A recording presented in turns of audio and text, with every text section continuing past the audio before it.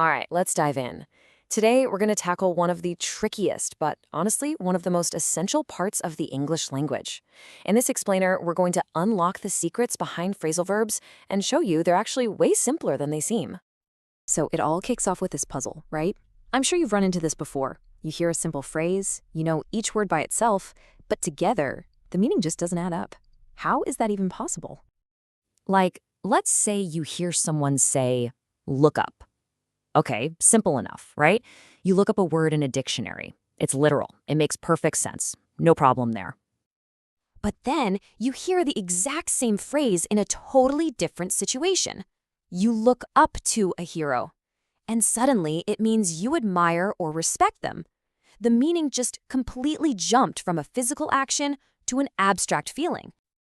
And just when you think, okay, I get it, bam, you hear this. Your day is looking up. And now it means something is improving. Look, if this has ever made your head spin, you are definitely not alone.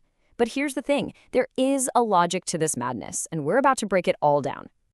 So here's our game plan. We're going to start with a basic formula, then see how one verb can explode into tons of different meanings, cover a few of grammar's little quirks, and finish up with a clear path for you to actually master these things.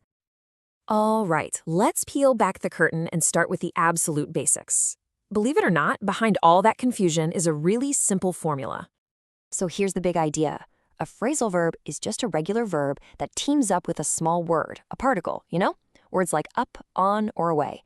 And together, they create a brand new meaning. Think about it. Break down. A car can break a window, sure, but when a car breaks down, it's stopped working completely. See?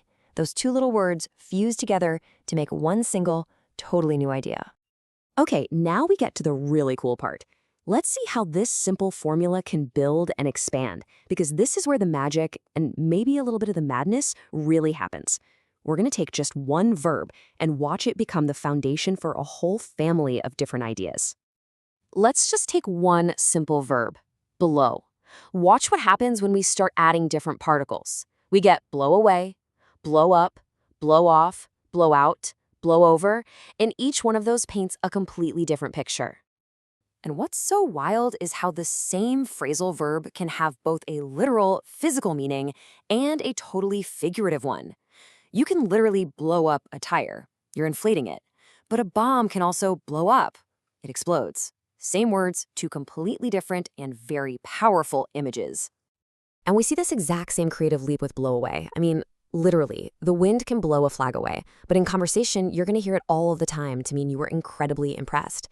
It's a great metaphor, right? Like the book's impact was so strong, it felt like a force of nature. All right, so besides just the meaning, there are a couple of other little quirks worth noticing.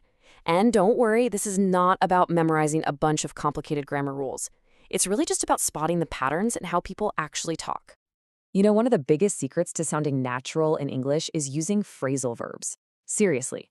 In day-to-day conversation, you're way more likely to hear someone say they'll put off a meeting than to say they'll postpone it, or that they'll carry on with their work instead of continuing. The one-word versions just sound a lot more formal, kind of like something you'd read in a textbook. And just two quick types to keep on your radar.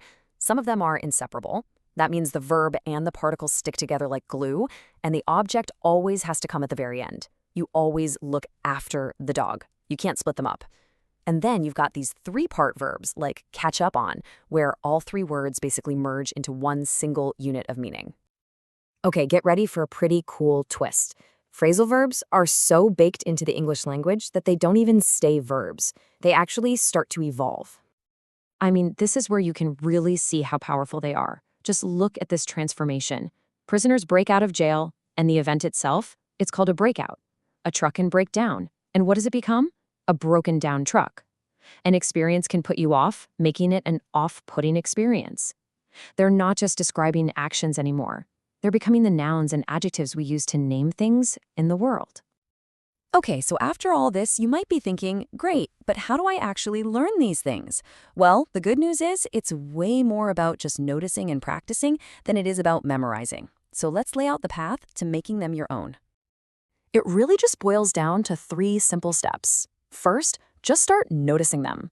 Pay attention when you're watching movies, reading books, or just listening to people talk. Second, and this is probably the most important part, learn them in full phrases. Don't just memorize put off, learn put off a meeting. Context is everything. And finally, the last step, you just gotta use them. Don't be afraid to mess up. Trying them out is hands down the best way to make them stick. And really, this quote just nails the key takeaway of this whole thing. Phrasal verbs aren't just a list of vocabulary to memorize. They are individual items to be learned in phrases or chunks. It's not about the list, it's about grabbing the whole idea in context. So yeah, stop thinking of these as just some boring grammar rule you have to memorize. Phrasal verbs, they're the flexible, creative, and powerful building blocks of real, natural English. They add all the color and the rhythm to the language. So the only real question left is, what are you going to build with them first?